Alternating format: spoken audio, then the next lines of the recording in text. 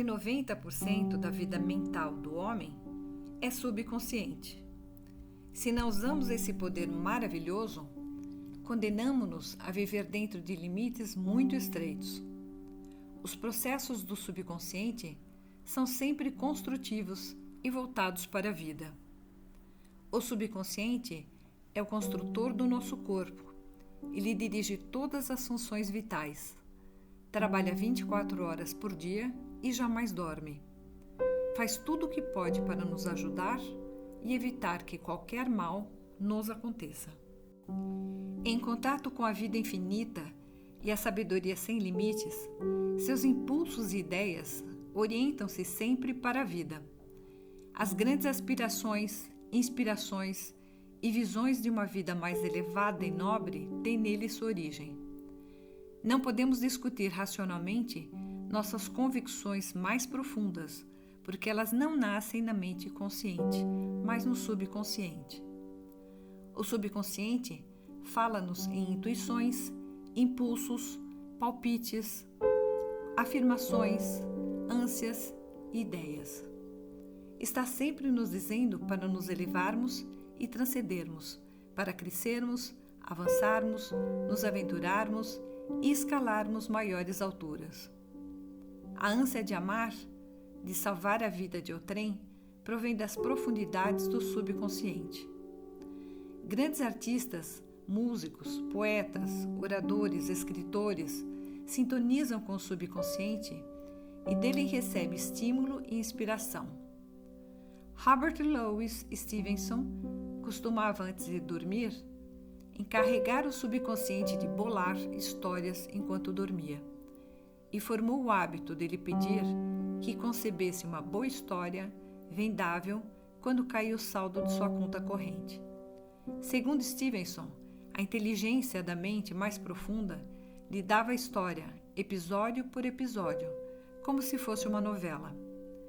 Esse fato demonstra que a mente subconsciente pode, por nosso intermédio, falar em termos nobres e sábios, sobre os quais a mente consciente nada sabe. Em muitas ocasiões, Mark Twain confessou que jamais trabalhou na vida. Todo o seu humor e as histórias notáveis foram resultados da sua capacidade de obter acesso ao tesouro inesgotável do subconsciente. Como o corpo retrata o funcionamento da mente. A interação entre as mentes consciente e subconsciente requer uma reciprocidade semelhante aos correspondentes sistemas nervosos. O sistema cérebro-espinhal, ou voluntário, é o órgão da mente consciente. O sistema nervoso autônomo desempenha idêntico papel no que interessa ao subconsciente. O sistema voluntário é o canal pelo qual captamos e percebemos conscientemente o que os sentidos físicos nos trazem e, por meio dele, exercemos controle voluntário sobre os movimentos do nosso corpo. O centro de controle desse sistema localiza-se no córtex cerebral. O sistema nervoso autônomo, às vezes chamado de involuntário, tem centros de atividade em outras partes do cérebro, incluindo o cerebelo, o tronco cerebral e a amígdala cerebral. Esses órgãos têm conexões próprias com os grandes sistemas do corpo. Eles controlam as funções vitais, mesmo quando a percepção consciente está ausente. Os dois sistemas podem trabalhar separados ou em sincronia. Quando a percepção de um perigo chega ao centro de comutação no cerebelo, mensagens são enviadas ao córtex e à amígdala cerebral do subconsciente. A capacidade de defesa do indivíduo pode começar a reagir antes mesmo de o perigo ser notado e avaliado pelo consciente.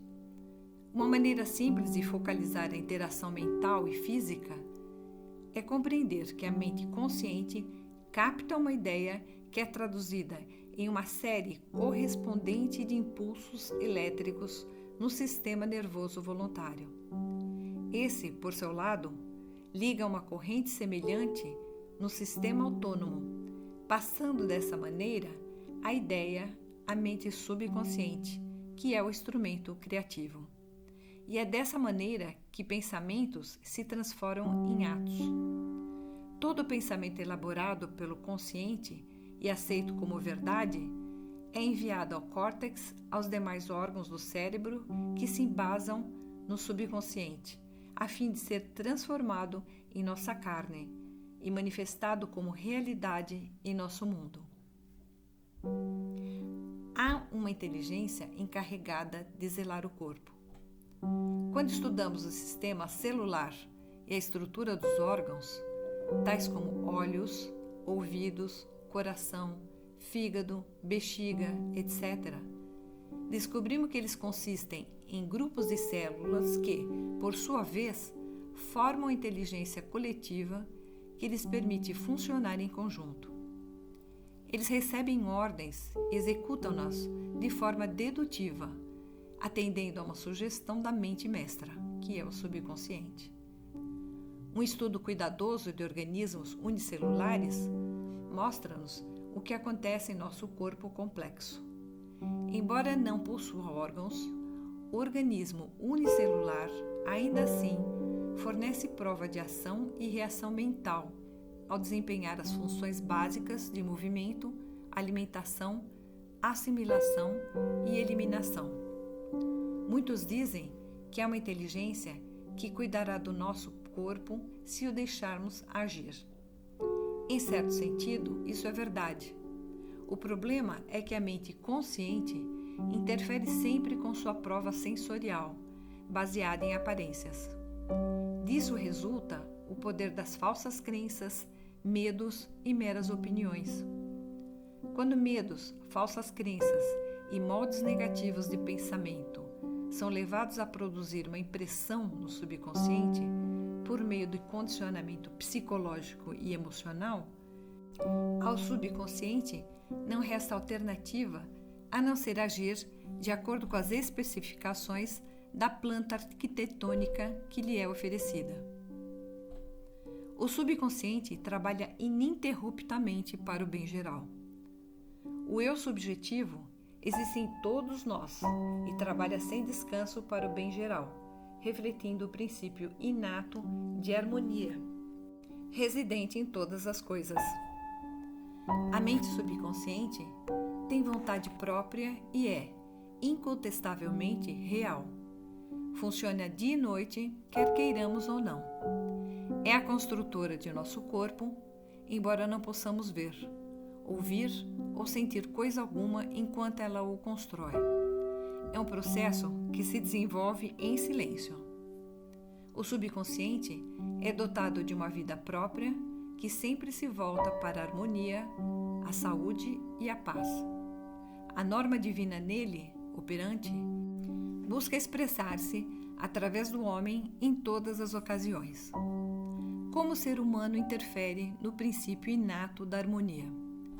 Se queremos pensar de modo correto, científico, temos que conhecer a verdade, ou como diz o versículo, conhecereis a verdade e a verdade vos libertará.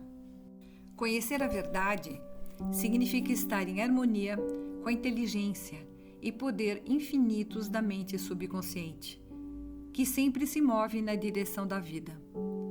Todos os pensamentos e os atos desarmônicos, sejam motivados por ignorância ou intencionais, resultarão em discórdia e limitações de todos os tipos. A ciência nos diz que construímos um novo corpo a cada 11 meses, de modo que, do ponto de vista físico, temos, na verdade, apenas 11 meses de idade.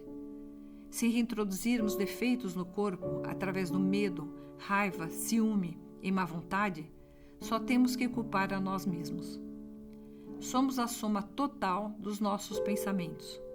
Podemos nos recusar a abrigar pensamentos e imagens negativas.